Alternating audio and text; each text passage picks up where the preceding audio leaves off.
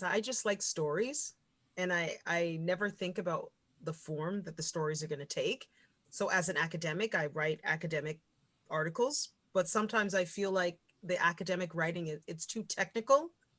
So you have all these technical stuff that you can't just tell the story. So that's kind of how I sort of developed into writing popular pieces. And then this particular book actually came out of a series of conversations that I had with my editor, John Lawrence. They were doing a second series to that book called The Ward Uncovered, which was looking at all the objects that they had found at that archaeological dig at the old city hall.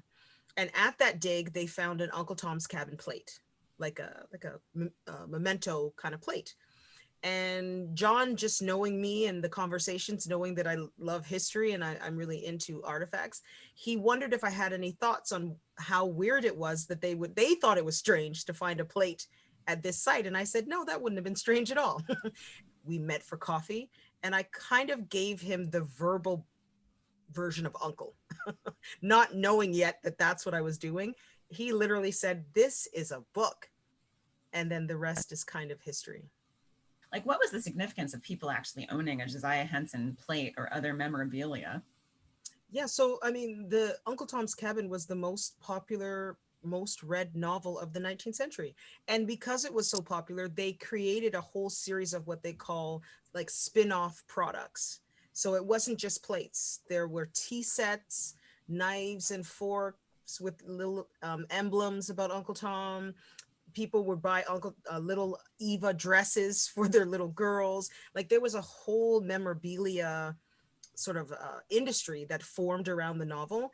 And because the novel was read in almost every country in the world, it traveled to every country in the world. So I would call it like the fandom that is attached to the novel. And that's one of the reasons why Uncle Tom's Cabin just kept like never went away, because there was so much memorabilia that people would keep stumbling upon. And especially by the late 19th century, early 20th century, that time period, I would say like from the 1890s to around the 1930s, people just loved collecting stuff.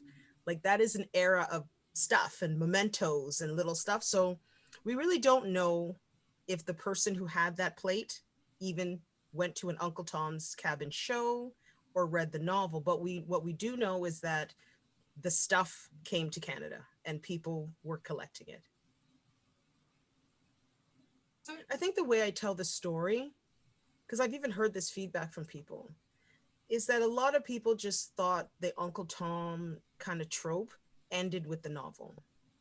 They just didn't realize how it's in everything, how it's kind of impacted our cultural world and how we think about representation, especially of Black men and women. It has shaped so much of that.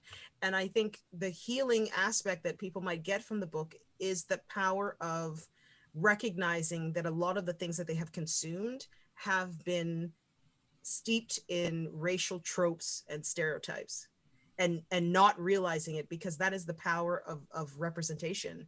It's a soft form of power where you just don't see it. Like that's why it works. That is the magic of all media content. You don't see it until you start studying it. How do you see Uncle Tomism in today's society then? How does that get set up in your work? In the Western world, over the last 10, 15 years, you have Black people assuming really powerful roles in government that have never happened before. And in assuming those roles, and we saw this burden with Barack Obama, who I talk about in the book, it's a question of who do they serve? Do they serve the interests of everyone? Or do they put a special focus on Black community? And if they don't put a special focus on Black community, what you will hear coming out of Black community is that they're a sellout. They're not Black enough. They're Uncle Tom. So there's a pressure to always emphasize Black community, even though you're voted or elected into office to represent your district and represent everyone. It is the burden of the Black public figure of the 21st century. And I think it's something that we've never seen before. You know, you think about Kamala Harris now, like she's facing that same burden where people are like, well, she needs to come and do this. And then it gets really bizarre because you are the racialized Black person, now there's also an assumption that you should be on the side of other racialized groups, even if you're not in that group.